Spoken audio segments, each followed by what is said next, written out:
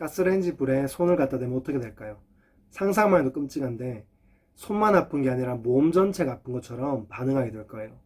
왜냐하면 우리 온 신경이 살아있기 때문이죠. 그런데 죽은 사람의 손을 갖다 대게 되면 아프다는 아무런 반응도 하지 않아요. 왜 그럴까요? 죽어서 영혼이 빠져나갔기 때문에 그런 거예요. 사람이 입지 않은 옷은 움직일 수도 어디를 갈 수도 없지만 사람이 그 옷을 입게 될 때 사람이 움직이는 대로 옷도 움직이고 사람이 가는 곳에 옷도 함께 가게 되어요. 옷이 몸을 움직이는 것이 아니라 우리 몸이 옷을 입어서 움직이는 것처럼 우리 영혼도 이와 같아요. 우리 영혼이 있기 때문에 우리가 생각하고 우리가 움직이는 거예요. 그래서 우리 몸보다 사실 영혼이 더 중요한 거예요. 몸은 죽어서 땅에 묻히고 말지만 영혼은 천국 아니면 지옥으로 가게 되어요. 영혼이 몸을 입고 살아가는 시간은 성경에서 7, 80년이라고 말하고 있어요. 요즘은 과학이 발달해서 100세를 넘게 살아가는 사람도 있지만 평균적으로 볼 때 성경이 말하는 시간대로 우리가 살아가고 있어요. 영혼은 제한된 시간이 아니에요. 영원한 시간이에요. 이 땅을 살아가는 7, 80년의 시간과 비교할 수 없이 긴 시간이죠. 그런데 많은 사람들은 이 영혼을 관심 갖지 않고 살아가는 사람들이 너무나도 많이 있어요. 이 동물은 무엇이죠? 너무나도 쉽죠. 맞아요. 사슴이에요. 사슴은 산에서 주로 풀을 뜯어먹죠. 산에는 약초들이 많이 있는데 이런 약초들을 많이 먹게 되면 몸 전체에 열이 퍼지게 돼요. 목도 마르게 되죠. 그래서 사슴은 몸 전체에 퍼진 열과 목마름을 해결하기 위해서 물을 급하게 먹기 위해 찾아다니게 되어요. 또 사슴의 뿔에는 사향이라는 독특한 냄새가 난다고 해요. 그런데 이 냄새를 사냥개가 맡아서 사슴을 뒤쫓게 된다고 해요. 사슴은 이 냄새를 약하게 하기 위해서 자신의 몸을 시냇물에 담그기도 해요. 따라서 사슴에게 있어서 이 시냇물은 생존과 직결된 너무나 소중한 것이에요. 하나님이여, 사슴이 시냇물을 찾기에 갈급함 같이 내 영혼이 주를 찾기에 갈급하나이다. 여기에 나온 갈급하다는 목이 마른 듯이 몹시 조급하다라는 의미예요. 사슴에게 있어서 이 시냇물은 온몸에 퍼져 있는 열기를 해결하기 위한 수단이기도 하고 자신의 냄새를 적으로부터 감출 수 있는 생명수단이기도 했어요. 사슴이 그렇게 시냇물을 찾아 뛰어다니는 것처럼 이 시를 쓴 시인의 영혼이 하나님을 찾기를 너무나도 원하고 있어요. 영상을 보시는 분들에게 있어서 하나님은 어떤 분인가요? 사슴과 같이 생명의 수단처럼 없으면 도저히 살아갈 수 없는 존재이기에 항상 찾고 또 찾는 그런 대상인가요? 아니면 가끔 생각날 때, 내가 필요할 때 찾는 그저 그런 대상인가요? 영상을 찍는 저 역시 이 시인처럼 살아가지 못할 때가 너무 많이 있는 것 같아요. 그래서 이 시인처럼 너무나도 살고 싶어요.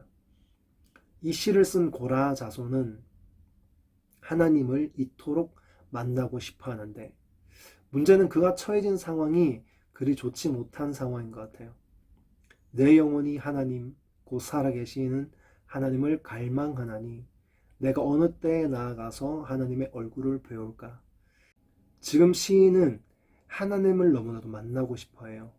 살아계신 하나님께서 자신의 삶 가운데 나타나기를 원하고 있어요. 하나님은 항상 살아계시지만 우리 삶 가운데 때때로 여러 가지 이유로 인해서 이 하나님이 가까이 느껴지지 않을 때도 있어요. 시인은 어떤 상황 속에 있는 걸까요? 사람들이 종일 내게 하는 말이 내 하나님이 어디 있느뇨 하오니 내 눈물이 주야로 내 음식이 되었도다. 정확히 시인이 어떤 상황 속에 있는지는 알 수 없지만 어려운 시간을 보내고 있어요. 그런데 어떤 어려움보다도 사람들이 시인을 비난하는 그 비난의 내용 때문에 힘들었던 것 같아요. 내가 믿는 하나님 어디 있냐? 시인은 자신이 처한 어려움보다도 하나님을 믿지 않는 사람들이 그를 향해 조롱하는 소리가 너무 괴로웠어요. 밤낮으로 눈물을 음식처럼 먹을 만큼 괴로움과 눈물 흘리는 시간을 보내게 돼요. 내가 전에 성의를 지키는 무리와 동행하여 기쁨과 감사의 노래를 내며 그들을 하나님의 집으로 인도하였더니 이제 이 일을 기억하고 내 마음이 상하는도다.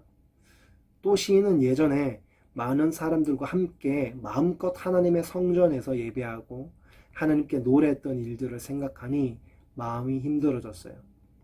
시냇물을 찾아 자신의 몸을 적으로부터 피하는 사슴처럼 적을 피해 몸을 숨기고 있는지 어떤 상황인지는 정확히 알 수 없지만 분명한 것은 자유롭게 하나님을 예배할 수 없는 상황이에요. 그런 어려움 속에서 하나님을 너무나도 만나고 싶어 하고 있어요. 제가 초등학교 다닐 때 종교조사를 하면 3분의 1은 교회를 다녔어요. 그런데 요즘에 반에서 교회 다닌 아이들이 3명도 잘 안 된다는 얘기를 듣고는 너무나 충격을 받았어요. 우리는 환경에 많은 영향을 받으며 살아가게 되어요. 내 주변에 어떤 사람들이 있느냐에 따라 나의 생각, 나의 성격이 결정되는데 너무나도 많은 영향을 주게 되어요. 내 주위에 예수님을 믿지 않는 사람들이 대부분이라면 예수 믿지 않는 그들의 생각과 가깝게 살아가기 쉽고 때로는 내가 예수 믿는다는 사실이 오히려 부끄럽게 느껴질 수도 있어요. 예수 믿으라고 전도하다 보면 이렇게 반응하는 아이들이 있어요. 왜 우리나라 종교도 아닌데 기독교를 믿으라고 해요? 우리나라는 불교 아니에요? 고려시대에는 불교를, 조선시대에는 유교를 국가의 종교로 삼았던 적이 있어요. 그때가 과연 지금보다 살기 좋은 나라였을까요? 소수 양반 계열을 제외한 대부분의 사람들은 정말로 못 살고 인간 취급받지 못했으며 인간답게 살아갈 가능성이 거의 없었던 시대가 바로 고려 조선 시대였어요. 지금 아무리 살기 힘들다, 빈부격차가 심하다 해도 고려 조선 시대와는 비교할 수 없을 만큼 지금은 평등한 사회예요. 대한민국이라는 국가는 기독교를 중심으로 세워진 나라라는 걸 혹시 아나요? 불과 70년 전 전쟁으로 폐허가 되어 전 세계에서 가장 못 사는 나라에 속했던 이 나라가 지금처럼 잘 살게 된 가정을 알고 있나요? 이 땅에 기독교가 들어오면서 전쟁 피해를 수습하고 학교와 병원을 짓고 신식교육으로 미신들을 없애고 사람들을 소중히 여기는 기독교적인 정신을 통해 평등한 인간관을 가르쳤고 대한민국의 첫 회의가 기도로 시작되었던 나라라는 것을 들어본 적 있나요? 지금의 대한민국이 있기까지 하나님께서 얼마나 이 나라를 많이 지켜주셨고 하나님께서 얼마나 많은 복을 주셨는지를 기억하고 지금 비록 내 주위에 믿는 사람들이 많지 않고 오히려 믿지 않는 사람들이 우리를 조롱한다 할지라도 기죽지 말고 하나님만 바라볼 수 있는 저와 여러분들 되기를 바랍니다. 내 영혼아 내가 어찌하여 낙심하며 어찌하여 내 속에서 불안해하는가. 너는 하나님께 소망을 두라. 그가 나타나 도우심으로 말미암아 내가 여전히 찬송하리로다. 시인은 자기 자신에게 스스로 고백하고 있어요. 현재 낙심하고 있는 불안해하고 있는 자신이 아니라 하나님께 소망을 둠으로 하나님을 찬송하게 될 자신을 믿고 희망하고 있어요. 오늘 시는 고라라는 사람의 자손이 쓴 시예요. 고라는 하나님을 향한 믿음이 대단했던 사람이 아니에요. 하나님께서 이스라엘 백성들을 이집트에서 이끌어내실 때 모세라는 지도자를 세우셔서 그들을 이끌어내셨죠. 그런데 고라는 모세라는 지도권에 대한 불만이 있었던 사람이에요. 그래서 모세에게 따졌던 사람이에요.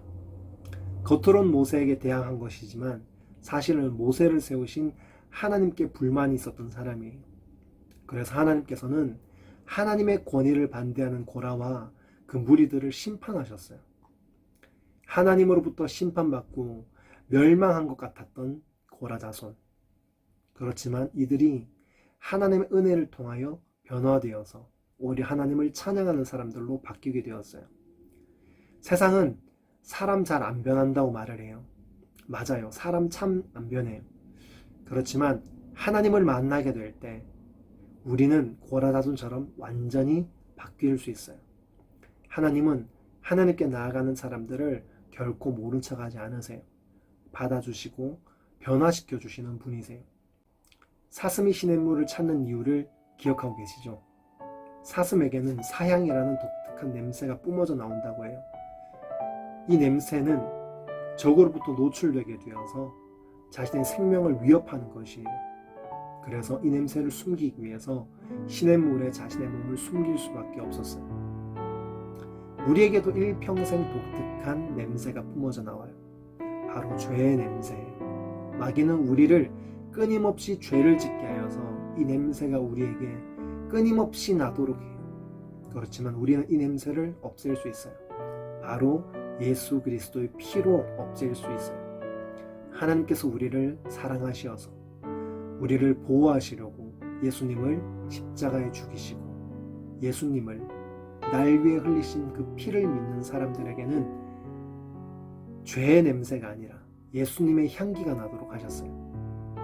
하나님을 믿기는 하는데 혹시 내 삶 가운데 살아계신 하나님을 만나지 못해서 두려워하고 있는 사람이 있나요? 믿지 않는 사람들이 조롱하기 때문에 위축되어 있는 사람은 없나요? 죄인된 우리를 완전히 변화시켜 주시는 예수님을 믿으시고 날마다 하나님께 나아가는 저와 여러분들 되기를 간절히 바랍니다. 다음 시간에 또 만나요. 샬롬.